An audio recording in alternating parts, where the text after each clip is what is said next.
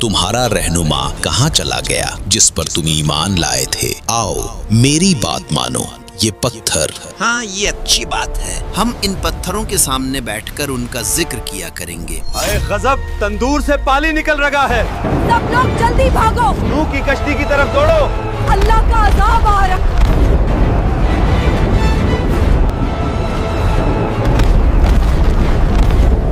हजरत इदरीस अलैहिस्सलाम के आसमान पर जिंदा उठाया जाने के बाद लोगों के दिलों में कमजोरी आ गई और इसी लम्हे शैतान ने उनके दिलों में वसवसा डालने का फैसला किया। लोगों देखो, तुम्हारा रहनुमा इदरीस कहाँ चला गया जिस पर तुम ईमान लाए थे, वो अब तुम में नहीं रहा। क्या तुम्हें नहीं लगता कि तुम अकेले हो? आओ मेरी बात मानो, मैं तुम्हें ऐसी चीज दूंगा जो तुम्हें कभी छोड़कर नहीं जाएगी। ये पत्थर, ये तुम्हारे दरमियान हमेशा रहेंगे। इनकी शक्लें तुम्हारे रहनुमाओं जैसी हैं। जब तुम इन्हें देखोगे तो इनकी याद ताजा होगी। हाँ, ये अच्छी बात है। हम इदरीस को नहीं भूलेंगे। हम इन पत्थरों के सामने बैठकर उनका जिक्र किया करेंगे। और यूं शैतान अपने नापाक इरादों में दिन ब दिन तेजी से बढ़ता गया। उसके फितनों ने तेजी से जमीन पर जड़ पकड़ ली। लोग धोखे में आकर उसके पीछे चलने लगे। जमीन पर गुनाह फैल चुका था। बुत परस्ती, जुल्म,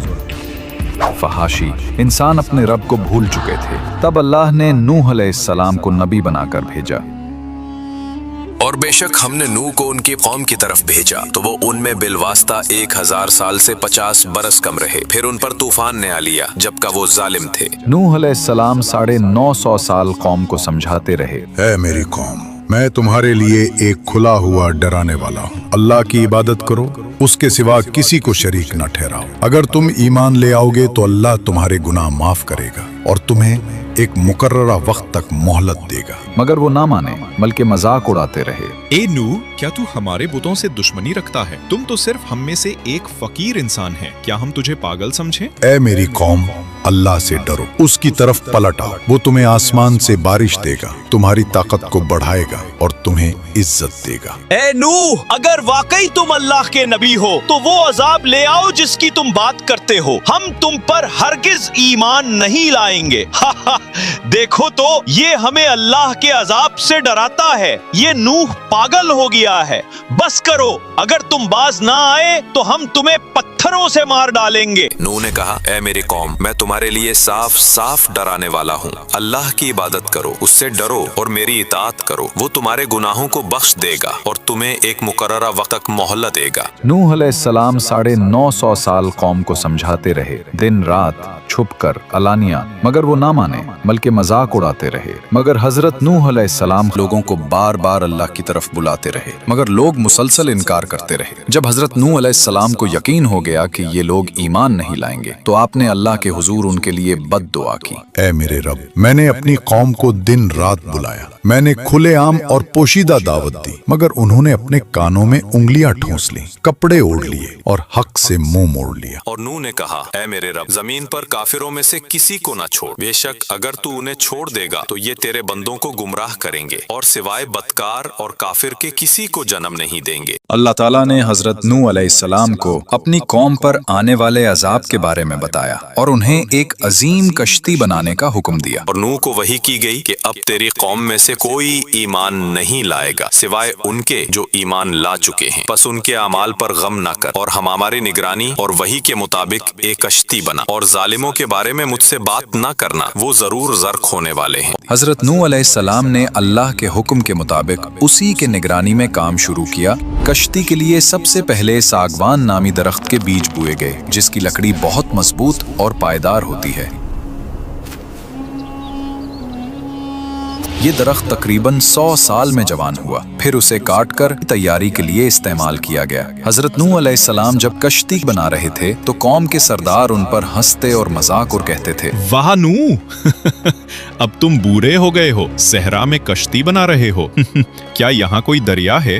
हजरत नूह अलैहिस्सलाम उनको जवाब देते और कहते, जिस तरह तुम आज हम पर हंसते हो, कल हम तुम पर हंसेंगे जब अजाब तुम्हें घेर लेगा। और फिर अपने ईमान वालों के साथ कश्ती बनाने में मसरूफ हो जाते। रवायात में आता है कि उस वक्त एक शख्स जिसका नाम ओज बिन अनक था, जो हजरत आदम की औलाद में से था, लेकिन वो आम इंसानों जैसा न था। रिवायात के मुताबिक उसका कद आम इंसानों से सैकड़ों गुना ज्यादा था। बाज़ तफसीरी अक़वाल में बताया गया कि उसकी लंबाई हजारों हाथों पर मुश्तमिल थी। बादल उसके कंधों को छूते, वो पहाड़ों पर हाथ रख सकता था और दरख्तों को जड़ से उखाड़ देता था। इजराइली रिवायात में आता है कि ओज बिन अनक हजरत नूह के जमाने में जिंदा था। जब हजरत नूह अलैहिस्सलाम ने अल्लाह के हुक्म से कश्ती बनानी शुरू की तो ओज बिन अनक भी वहां आता और अपनी ताकत से बड़े बड़े दरख्त काट कर लाता। उसके लिए लकड़ी उठाना खेल था। वो कश्ती बनाने में मदद तो करता था मगर ईमान नहीं लाया और तूफान नूह में हलाक हो गया। ये रिवायत ज्यादा अलामती और इबरत के पहलू से पेश की जाती है। दूसरी रिवायत खास तौर पर इजराइलियात में मशहूर है कि ओज बिन अनक तूफान नूह से बच गया। कुछ रिवायात में कहा गया कि वो पानी पर खड़ा रह गया या किसी तरह जिंदा रहा। फिर वो हजारों साल जिंदा रहा। आखिरकार जब बनी इसराइल हजरत मूसा अलैहिस्सलाम की क़यादत में कनान फलस्तीन पहुंचे तो ओज वहां का एक जालिम और जाबिर बादशाह था। और बाज़ इजराइली क़िसस में बयान है कि वो एक पहाड़ उठाकर बनी इसराइल पर फेंकने आया और फिर हजरत मूसा अलैहिस्सलाम ने अल्लाह के हुक्म से ओज को कत्ल किया। ये वाकया इजराइली रिवायात यहूदी क़सस में बहुत तफसील से आता है और इस्लामी तफासिर में बतौर मनकूला रिवायत शामिल किया गया है, मगर कुरान या सही हदीस में इसकी कोई तस्दीक नहीं। तकरीबन 100 साल लगे इस अजीम कश्ती को बनाने में, जो बिलाखिर मुकम्मल तौर पर तैयार हुई। कश्ती में 3 हिस्से बनाए गए। ऊपर का हिस्सा इंसानों और परिंदों के लिए,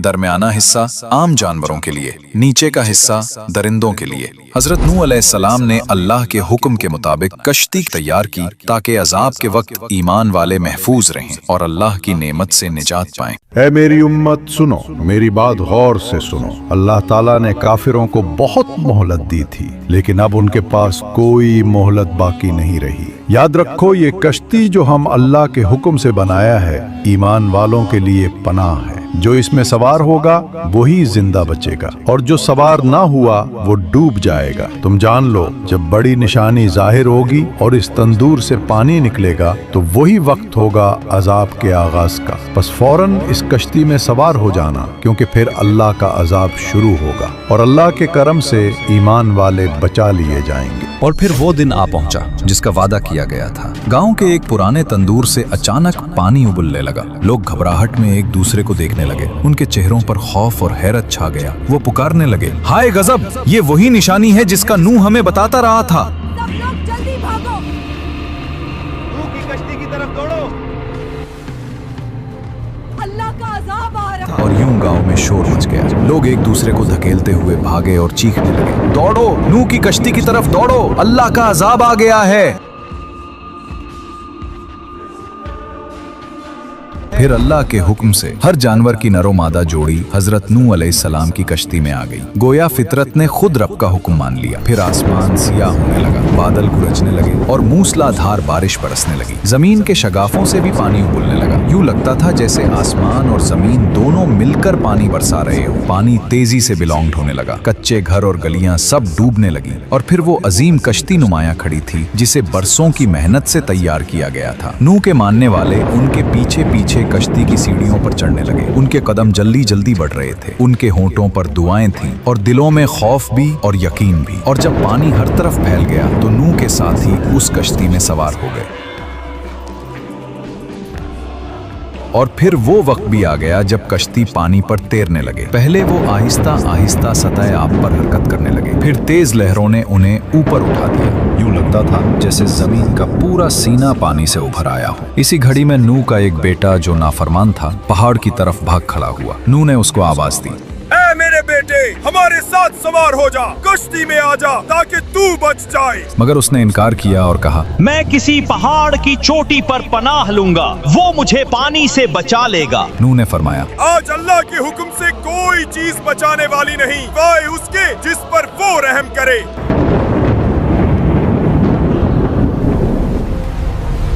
इतने में एक बड़ी लहर आई। वो पहाड़ की चोटी को भी ढांप गई और वो नाफरमान बेटा उस मौज में बह गया।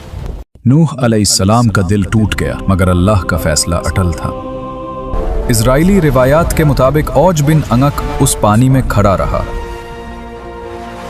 وہ کشتی اللہ کے حکم سے پہاڑوں کے درمیان سے گزرتی ہوئی اس مقام تک پہنچی جہاں آج بیت اللہ ہی۔ روایات کہتی ہیں اس نے کعبہ کا طواف بھی کیا، گویا توحید کا یہ پیغام پانیوں پر تیرتا ہوا ازل کے گھر کے گرد چکر لگا رہا تھا، وہی مقام جہاں صدیوں بعد ابراہیم علیہ السلام کو کعبہ اٹھانے کا حکم ملے گا۔ اور پھر اللہ نے زمین کو حکم دیا، پانی نگل لے، آسمان رک جا، اور کشتی جودی پہاڑ پر ٹھہر گئی۔ اور کہا گیا اے زمین اپنا پانی نگل لے اور اے آسمان اپنا پانی روک لے، پس پانی خشک کر دیا گیا اور کام پورا کر دیا گیا اور کشتی جودی پر ٹھہر گئی۔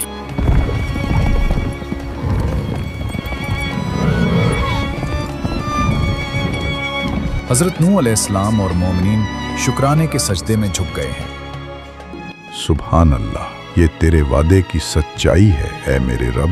الحمدللہ، رب العالمین کا شکر ہے کہ اس نے ہمیں محفوظ رکھا۔ اب وقت ہے جاننے کا کہ زمین پر پانی کتنا کم ہوا ہے۔ حضرت نوح علیہ السلام نے ایک کوے سے فرمایا، اے کوے جا زمین کی طرف دیکھ اور خبر لا۔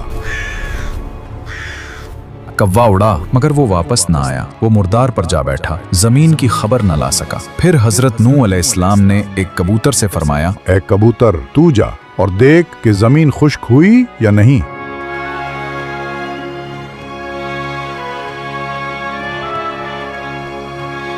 اے اللہ کے نبی، زمین پر پانی اتر گیا ہے، سبزہ اگایا ہے، یہ زیتون کا پتا دیکھیے، خشکی ظاہر ہو چکی ہے۔